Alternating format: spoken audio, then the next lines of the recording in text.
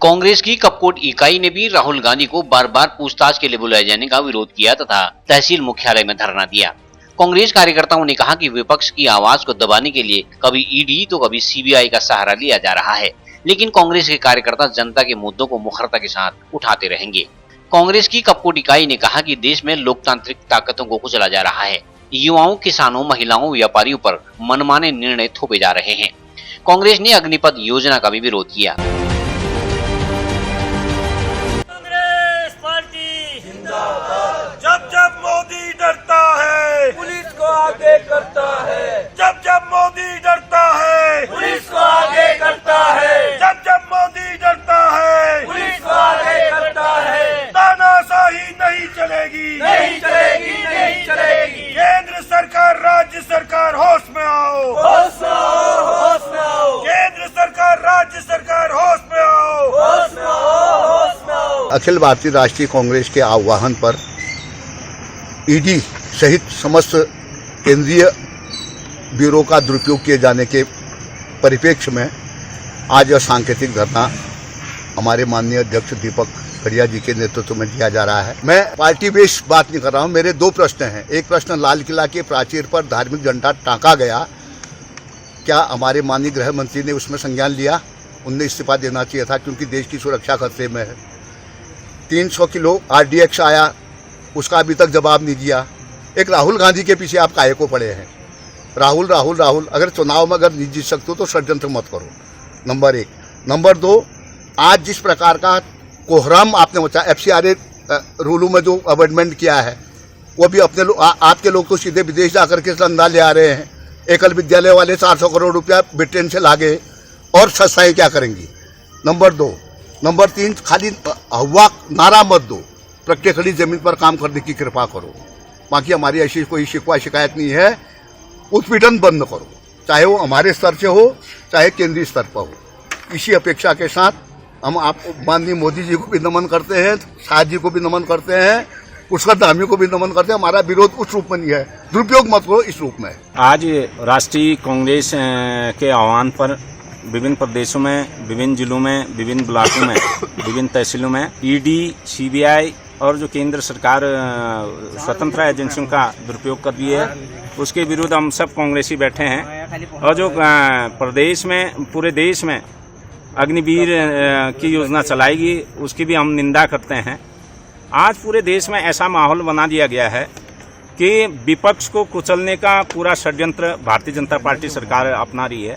लेकिन कांग्रेस वो पार्टी थी 1947 में, जब श्यामा प्रसाद मुखर्जी को कश्मीर मामलों का मंत्री बनाया गया था, और नरसिम्हा राव जी जो कांग्रेस की सरकार थी, उनको जो है जिनेवा अधिवेशन में उनको प्रतिनिधित्व के रूप में भेजा गया था। जब जिनेवा में अटल बिहारी वाजपेयी जी गए तो उनको लगा, पूरा वहाँ सदन में बैठे लोग हैरान इस बात के थे कि आज सत्ता पक्ष के लोग ना आकर विपक्ष के लोग आए थे। तो उसमें हमारी कांग्रेस की मंशा ये थी कि अटल जी को वहाँ यदि भेजा गया तो हम चाहते थे कि विपक्ष मजबूत हो। अगर विपक्ष मजबूत होगा, आम जन के मुद्दों को उठाएगा और जो सत्ता पक्ष होता है उनको आईना दिखाने का काम करेंगे। लेकिन आज ठीक उसका विपरीत भारतीय जनता पार्टी के लोग कांग्रेस के नेताओं का दमन करना चाहती है, ईडी के माध्यम से दुरुपयोग करके उनको सलाखों में डालना चाहती है, पूरे देश में वैमनस्यता का माहौल बनाना चाहती है। हम इसकी घोर निंदा करते हैं और हम माननीय प्रधानमंत्री जी से भी निवेदन करेंगे, जिन बच्चों ने अपने घर जेवर गिरवी रख के प्रशिक्षण लिया है, 3-3, 4-4 महीने तक जो है कोई रानीखेत, पूरे उत्तराखंड, पूरे भारत में जिन्होंने दिन रात मेहनत किया है आर्मी में जाने के लिए, उनके अरमानों पर आप ठेस न पहुंचाएं। यदि जिस दिन ये चिंगारी भड़क गई पूरे देश में, माननीय प्रधानमंत्री जी आप भी नियंत्रण में नहीं ले सकते हैं। लेकिन मैं निवेदन करता हूं नौजवान साथियों से भी, आप आंदोलन कीजिए, पूरा देश आपके साथ है। लेकिन आप ऐसा उग्र आंदोलन, आगजनी, आप किसी को क्षति पहुंचाने वाली कार्रवाई न करें, जिससे आपके मान सम्मान भी बना रहे और लोग भी सैद्धांतिक रूप से कानून को अपने हाथ में न रख के उनको भी सम्मान बना रहे। मेरा ये निवेदन है। हम जिस प्रकार से देख रहे हैं पिछले 8 सालों से ये तरह तरह की जन विरोधी नीतियां अपना रही है आज की जो सत्ताधारी पार्टी की जो सरकार है, केंद्र सरकार। सबसे पहले जो नोटबंदी का फैसला आया, नोटबंदी का फैसला से बताया गया कि आतंकवाद पे अंकुश लगेगा, हमारा देश आर्थिक तौर पे आगे बढ़ेगा, लेकिन अर्थशास्त्रियों को वो नोटबंदी समझ में नहीं आई।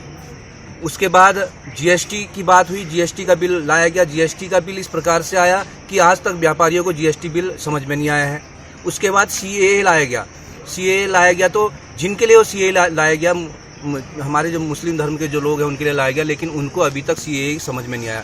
उसके बाद आप देखते हैं कि पिछले बार किसानों के लिए बिल लाया गया, कृषि बिल। कृषि बिल के लिए तकरीबन 1 से 1.5 साल तक किसान सड़कों पर आंदोलित रहे और तकरीबन 1,500 किसान मारे गए। उसके बाद केंद्र सरकार ने उस बिल को वापस किया।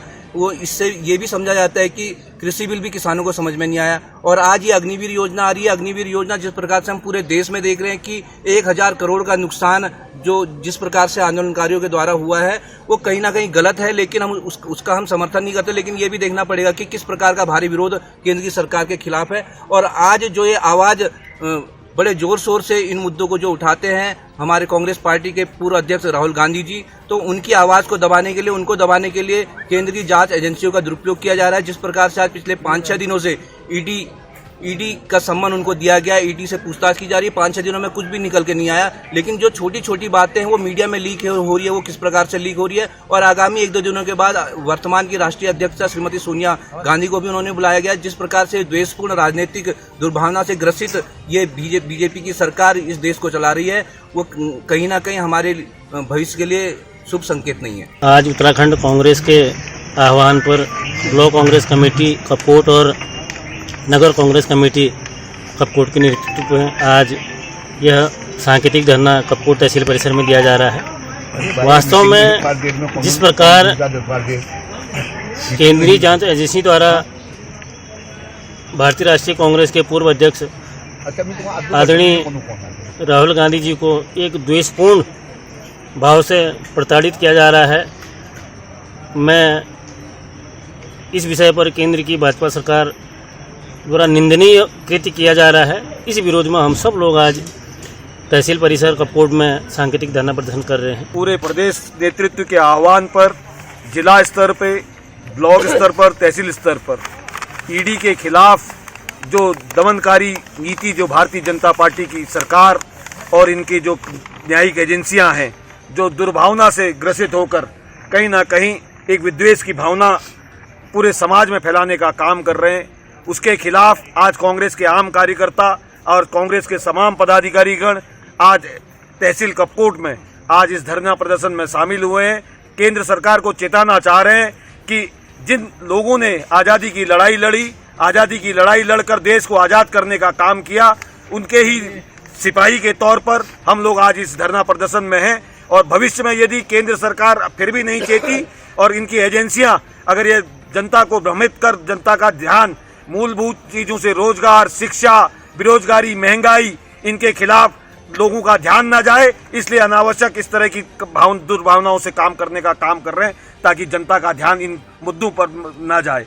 तो इसीलिए हम आम कांग्रेस के कार्यकर्ता आज ये तमाम, चाहे इनकी अग्निवीर योजना हो, चाहे इनके नोटबंदी की योजना हो, चाहे किसान आंदोलन का हो, कोई भी योजना जो केंद्र की ये 8 साल में मोदी सरकार लेके आई है, इन केंद्र 8 सालों में कहीं से कहीं तक आपके एक भी योजना को जनता ने, आम जनमानस ने सराहा नहीं है। आपके सारे अमेंडमेंट आज 4 दिन 5 दिन के अग्निवीर की योजना में 5 बार संशोधन करने का काम केंद्र सरकार ने किया। तो मैं कहना चाहता हूं कि आप जो योजना लाएं, जो जनता के लिए आप कहते हैं योजनाएं ला रहे हैं, आज आपके जितने भी तमाम मंत्री हैं, तमाम जो आपके पार्टी के पदाधिकारी हैं, उनको अग्निवीर के बारे में समझाना पड़ रहा है। आप तो एक उस तरीके से काम कर रहे हैं कि योजना लाने से पहले आपको खुद नहीं पता था कि इसका क्या इम्पैक्ट पड़ेगा, देश में कितनी परिसंपत्ति का नुकसान हो गया। मैं उन नौजवानों से भी कहना चाहूंगा आज कि आप शांतिपूर्ण ढंग से धरना प्रदर्शन करें, सरकारी संपत्ति का नुकसान ना पहुंचाएं। और केंद्र सरकार से कहना चाहता हूं कि जनता का ध्यान मूलभूत सुविधाओं की ओर,